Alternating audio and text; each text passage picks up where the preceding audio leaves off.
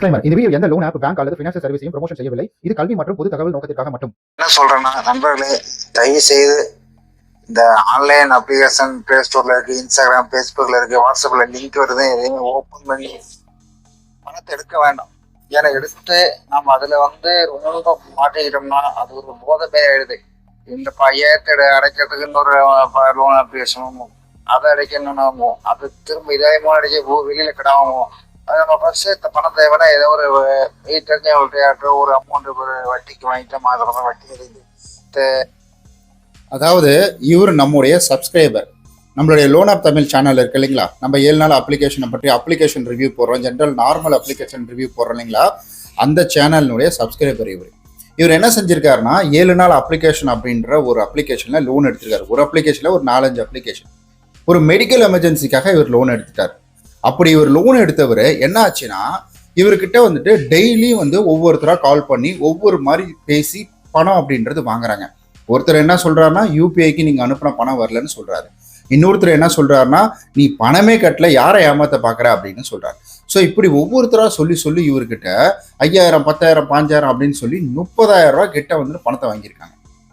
30,000 ரூபாய் பணத்தை வாங்கிட்டு சும்மா இருந்தாங்களான்னு கேட்டீங்கன்னா கிடையாது. மேலும் பணம் கொடுன்னு சொல்லி இவரை மறுபடியும் தொந்தரவு பண்ண ஆரம்பிச்சாங்க. ஒரு கட்டத்தில் யூடியூப்ல தேடி இருக்கிறாரு. தேடும்போது நம்முடைய சேனல் இவருடைய கண்ணில் தென்பட்டிருக்குது. அந்த வீடியோ போய் பார்த்துருக்கிறாரு. வீடியோ பார்த்துட்டு நான் இன்ஸ்டாகிராமோட லிங்க் கொடுப்பேன் இல்லைங்களா டிஸ்கிரிப்ஷன்ல, அந்த இன்ஸ்டாகிராமோட லிங்க்ல இவர் போய் ஃபாலோ பண்ணிட்டு நமக்கு மெசேஜ் பண்ணாரு. அந்த மெசேஜை பார்த்துட்டு நான் என்ன பண்ணேன்னா உடனே அவருக்கு ரிப்ளை கொடுக்க ஆரம்பிச்சேன். ஒரு நாள் டிலே ஆச்சுன்னு நினைக்கிறேன். அவருக்கு ரிப்ளை கொடுக்க ஆரம்பித்தேன். ஏன்னா அதான் 7 நாள் அப்ளிகேஷன் அப்படின்ற அவன் கூட மெசேஜ் பண்ணுறான் சில நேரம் நம்மளை குழப்பி விடுறதுக்காக. அதனால நான் பெருசாக ரிப்ளை பார்த்து வெரிஃபை பண்ணிட்டு தான் கொடுப்பேன். ஏன்னா ஒன்றும் வெரிஃபை பண்ணுற மெசேஜ் பண்ணுறதுனால கொடுக்க போகிறது கிடையாது. ஏன்னா ஆஃபீஸில் வேலையில் இருப்பேன், அந்த டைமில் இதில் எப்பட்றா அப்படின்ற மாதிரி. ஆனால் கண்டிப்பாக அதை நான் பார்ப்பேன், செக் பண்ணி பார்ப்பேன். அவங்க என்னாவது போஸ்ட் போட்டிருக்காங்களா, என்ன மாதிரி இருக்காங்க அப்படின்ற வெரிஃபை பண்ணிட்டு தான் நான் அந்த ஸோ அவங்களுடைய இதே ப்ரொஃபைலை போய் பார்த்துட்டு தான் கன்ஃபார்ம் பண்ணி தான் மெசேஜ் அப்படின்றது பண்ணுவேன். அப்புறம் நான் போய் பார்த்தேன். ஸோ நார்மலாக இருந்துச்சு. அதுக்கப்புறம் இப்போ மெசேஜ் அப்படின்றது பண்ணிட்டேன். அதுக்கப்புறம் நம்மகிட்ட பேசினாரு. இந்த மாதிரி பிரச்சனை போயிட்டு இருக்குது பிரதர், இது எப்படி சமாளிக்கிறதுன்னு எனக்கு தெரியல அப்படின்ற மாதிரி சொன்னார். அப்புறம் நான் சொன்னேன், ஆல்ரெடி வீடியோவும் பார்த்துட்டு இருக்கிறாரு, இதுல இருந்து வெளியில வரது ரொம்ப சுலபம் தான் பிரதர், நீங்க கம்ப்ளைண்ட் கொடுக்கணும், 1930 கம்ப்ளைண்ட் கொடுக்கணும் அப்படின்ற மாதிரி நம்ம சொல்லியிருந்தோம். அப்ப இவர் என்ன செஞ்சாருன்னா, நேரா அவரு ஆன்லைன்ல பண்ணியிருக்காரு போல, 1930 பண்ணியிருக்கிறாரு. அதுக்கப்புறம் நேரா ஒரு 3 நாள் வெயிட் பண்ணி அவருடைய ஊருக்கு போயிட்டு அங்க இருக்கக்கூடிய எஸ்பிஐ ஆஃபீஸ்ல, சைபர் செக்யூரிட்டி ஆஃபீஸில் போய் கம்ப்ளைண்ட் கொடுத்துருக்காரு. அங்கே கம்ப்ளைண்ட் கொடுக்கும்பொழுது என்ன பண்ணியிருக்கிறாங்கன்னா, இவரை எப்பவுமே எல்லாருமே கேள்வி கேட்பாங்க, ஏன்பா அப்ளிகேஷன் உனக்கு வேற அப்ளிகேஷன் கிடைக்கலையா, இந்த மாதிரி அப்ளிகேஷன் தான் படிப்பியா, அந்த மாதிரி. ஸோ இது வீட்டில் சொன்னாலும் திட்டுவாங்க தான், இங்கேயும் கேள்வி கேட்டாங்க. திட்டுவாங்கன்றது கிடையாது, அது கேள்வி கேட்கறது, ஏன்பா இந்த மாதிரி எல்லாம் வெரிஃபை பண்ண மாட்டீங்களா அப்படின்ற மாதிரி கேள்வி கேட்குறது. ஏன்னா நம்மளே கேள்வி கேட்போம், ஏன் பிரதர் இதெல்லாம் கொஞ்சம் பார்த்து எடுக்கலாம்ல, அப்ளிகேஷன் சிங்கிள் ஸ்டார் ரிவ்யூஸை பார்த்தாலே அவன் மண்டவாளம்லாம் தண்டவாளம் ஏறப்போகுது, நீங்கள் ஏன் அப்படி பண்ணுறீங்க அப்படின்ற மாதிரி கேட்கலாம். அந்த மாதிரி தான். ஆனால் இதில் ஒரு நல்ல விஷயம் என்னன்னா, இவருடைய ஃபேமிலி கிட்ட சொல்லிட்டார், இந்த மாதிரி எனக்கு பிரச்சனை போயிட்டு இருக்கு, இந்த மாதிரி ஒரு அப்ளிகேஷன்ல நான் லோன் எடுத்தோடனே எனக்கு பிரச்சனை போயிட்டு இருக்கு அப்படின்ற மாதிரி விஷயத்த ஃபேமிலி கிட்ட சொல்லிட்டார். சொன்ன உடனே கண்டிப்பா அவங்க கேள்வி கேட்டிருப்பாங்க.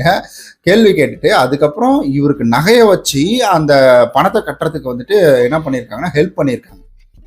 ஹெல்ப் பண்ணி இது போல நீ கவலைப்படாத, நாங்க இருக்கிறோம் அப்படின்ற மாதிரி சொல்லி அவங்க ஹெல்ப் பண்ணியிருக்காங்க. சண்டை போட்டாலும் நம்ம குடும்பம் தானே, நம்ம கிட்ட ஒருத்தன் திருடுறான்னா சும்மா விட்டுருவாங்களா, நமக்கு தானே சப்போர்ட்டா நிற்பாங்க அப்படின்ற மாதிரி அவங்க பேசியிருக்கிறாங்க.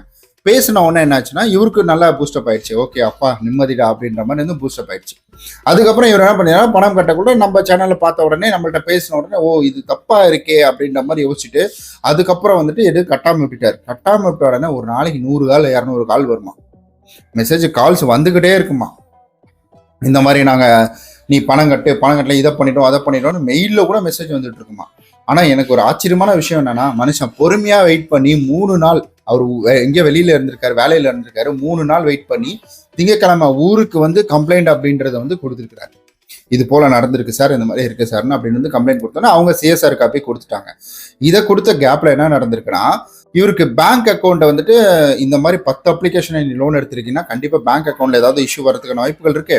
நீ கம்ப்ளைண்ட் கொடுத்துட்ட, ஒன்றும் பிரச்சனை இல்லை, ஆனா இதுக்கப்புறம் இதுக்கு ரீபேமெண்ட் பண்றதோ இதுக்கப்புறம் இதை நீ பயன்படுத்துறதோ பண்ணாத, அப்படி பண்ணினா உன் பேங்க் அக்கௌண்ட் வந்து லாக் ஆகிடும் அப்படின்ற மாதிரி சொல்ல, நாங்கள் நாளைக்கு ஏதாவது கம்ப்ளைண்ட் வந்துச்சுன்னா நாங்கள் பார்த்துக்குறோம், நாங்கள் ஏதாவது வந்துச்சுன்னா இந்த மாதிரி நீ கம்ப்ளைண்ட் கொடுத்துருக்கல இதை நாங்கள் பார்த்துக்குறோம் அப்படின்ற மாதிரி சொல்லி அவங்க இவரை வந்து அனுப்பிட்டாங்க. இவர் அப்புறம் வீட்டுக்கு வந்துட்டு நம்மக்கிட்ட இன்ஃபார்ம் பண்ணார், ப்ராப்பராக சொன்னார். இப்போ அனுப்பினார் பார்த்தீங்களா இந்த மாதிரி மெசேஜ் தான். அவர் வந்துட்டு ஒரு 5 நிமிஷத்துக்கு மேலே ஒரு மெசேஜ் அனுப்பியிருக்காரு. அந்த முழு வீடியோ பார்த்தீங்கன்னா நம்மளுடைய லோன் ஆப் தமிழில் போட்டிருக்கேன், மறக்காமல் போய் பார்க்கலீங்கன்னா பாருங்க நீங்கள். அதில் முழுசாக அவர் பேசினது அதுக்கு விளக்கம் சொல்லி நான் அதில் வந்து பேசியிருப்பேன். ஸோ இதில் நான் என்ன சொல்ல போகிறேன்னா, அதாவது இருங்க இந்த பாதியும் கேட்டுருங்க, அதாவது பாதினா இன்னொரு 1 நிமிஷத்துக்கு இருக்கும், அதை மட்டும் கேட்டுருங்க. முடிஞ்ச அளவு பணத்தை கொடுத்துட்டு செட்டில் பண்ணுங்க. இதுல பணத்தை இருக்கதான் திடீர்னு எதனா செலவுகளை வரலாம், பணம் கடன் வாங்காம இருக்க இந்த கால சூழ்நிலையில பணம் கடன் வாங்காம ஓட்ட முடியாது. ஸோ அதனால நம்ம என்னன்னா இப்படி ஓட்டி நல்லது. இந்த அப்ளிகேஷன்ல வாங்குறது அங்கே வாங்குறதுன்னு நம்ம லைஃப்பை ஸ்பாயில் பண்ணிடுவோம், நிம்மதி இருக்காது. அதனால எல்லாமே முடிஞ்ச அளவுக்கு ஆன்லைன் அப்ளிகேஷன் லோன் எடுக்க வேண்டாம். நான் மேக்ஸிமம் எல்லாமே கிளியர் பண்ணிட்டு இன்னும் கொஞ்சம் இருக்கு கடன், அதெல்லாம் ஒரு 2-3 மந்த்ஸ்லாம் முடிச்சிருவேன். முடிச்சா லைஃப்பை பார்க்கணும், நமக்குன்னு ஒரு லைஃப் இருக்கு, அதை பார்க்கணும், அதுதான் மெயினு. சாரோட வீடியோவுக்கு வந்து ரொம்ப ரொம்ப நன்றி. அவங்க அந்த வீடியோ பார்க்கலாம் கண்டிப்பாக நானும் திரும்ப கட்டிட்டு இருந்துருப்பேன். திரும்ப அவங்க பணம் ஏதாவது பண்ணிட்டு இருந்துருப்பாங்க. 30,000ங்கிறது 30 லட்சமா கூட மாறி இருக்கலாம் காலப்போக்கில். இப்போ நான் இழந்த தொகை 75,000 இழந்திருக்கேன். இப்போட போகட்டும், 22 நாள் கேட்டு வருவேன், எல்லாரும் மாறுங்க நம்புறேன். நன்றி, வணக்கம் சார். உங்களுக்கு ஒரு பெரிய நன்றி.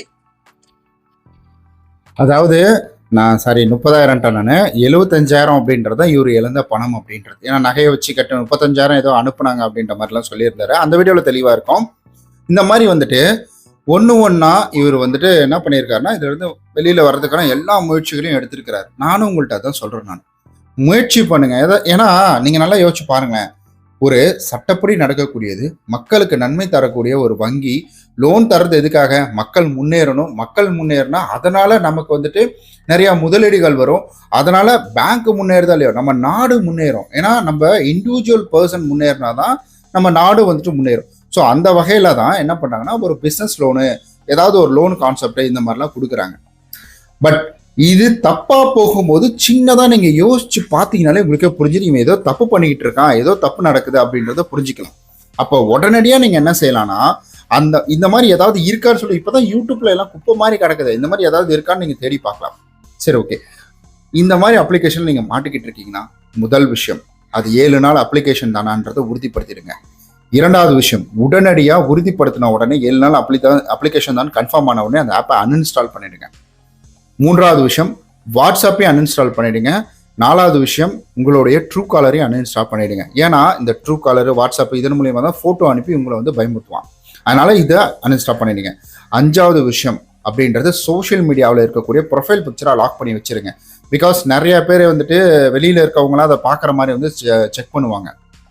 அதாவது யாராவது நீங்கள் வீடியோ போட்டால் சரி, வந்து பிக்சர் வந்துட்டு ஷேர் பண்ணால் இல்லை ஸ்டோரி போட்டால் அதை எல்லாருமே பார்க்குற மாதிரி பண்ணுவாங்க. மேபி அதை கூட ஸ்க்ரீன்ஷாட் எடுத்துக்கிட்டு உங்கள்கிட்ட வந்து வேலை காட்டலாம். அதனால இதை பண்ணிடுங்க.